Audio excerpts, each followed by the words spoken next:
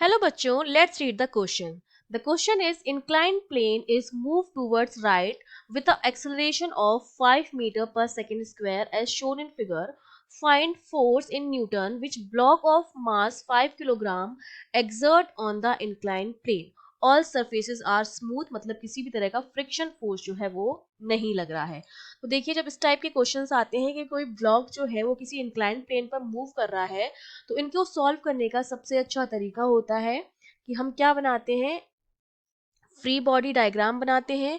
उन free body diagram पर जितने भी फोर्सेस लग रहे होते हैं वो फोर्स लगाते हैं और फिर हम क्या लगाते हैं, न्यूटन का उन फोर्सेस को हम क्या करते हैं, बैलेंस करते हैं, है ना। तो हमारे पास इक्वेशन बन जाती है, उन इक्वेशंस को हम जब सॉल्व कर लेते हैं तो हमारे पास आंसर आ जाता है।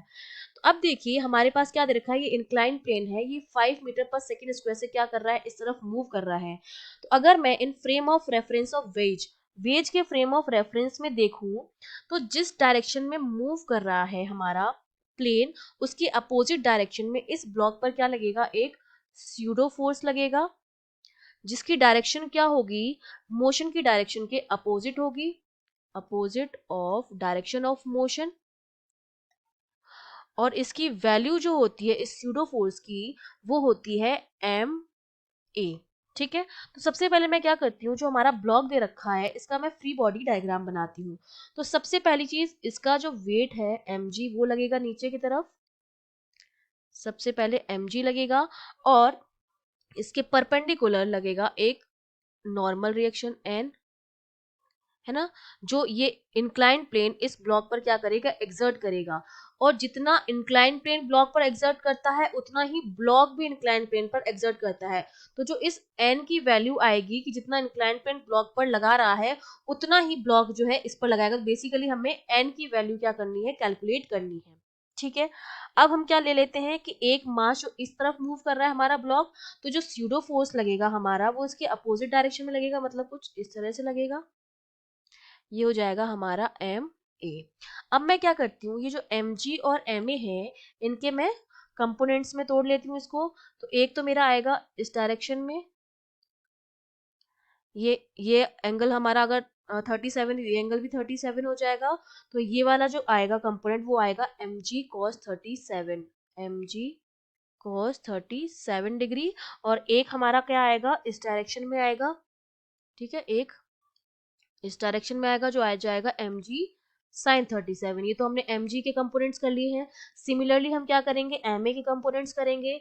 अगर इस डायरेक्शन में ये एंगल भी हमारा कितना हो जाएगा, 37 हो जाएगा। तो ये तो हमारा हो जाएगा एम ए कॉस 37 एंगल के साथ वाला।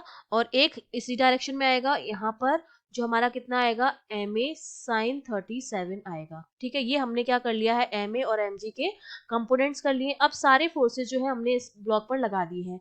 अब हम क्या करेंगे, फोर्सेस को बैलेंस करेंगे परपेंडिकुलर डायरेक्शन में। ठीक है, परपेंडिकुलर डायरेक्शन में हम क्या करेंगे, उन फोर्सेस को बैलेंस करेंगे। ठीक है, फोर्सेस को जब बैलेंस करेंगे, देखो परपेंडिकुलर डायरेक्शन में एन के अपोजिट में दो फोर्सेस लग रहे हैं, एक एम ए साइन 37 है और एक एम जी कॉस 37 है। तो मैं लिख सकती हूँ कि मेरा जो एन है that is equals to M G cos 37 plus M A sine 37 degree. तो अब हमको सारी वैल्यूज गिवन है, मैं वैल्यूज पुट कर देती हूँ यहाँ पर। एम की वैल्यू जो है 5 है, जी की वैल्यू 10 है, cos 37 आपका 4/5 होता है, प्लस m की वैल्यू 5, एक्सेलरेशन जो है वो आपको 5 दे रखा है, इनटू साइन 37 की वैल्यू होती है 3/5। जब इसको सॉल्व करेंगे तो n जो मेरे पास आता है वो आता है 55 न्यूटन। ये हमने निकाला है वो फोर्स जो एक्सर्ट कर रहा है हमारा इंक्लाइन प्लेन ऑन ब्लॉक। अब एक्शन रिएक्शन से मुझे पता है कि जितना इंक्लाइन प्लेन ब्लॉक पर करेगा, सेम अमाउंट ऑफ फोर्स जो है वो ब्लॉक भी इंक्लाइन प्लेन पर करेगा। ये तो हमारा क्या हो गया, एक्शन हो गया।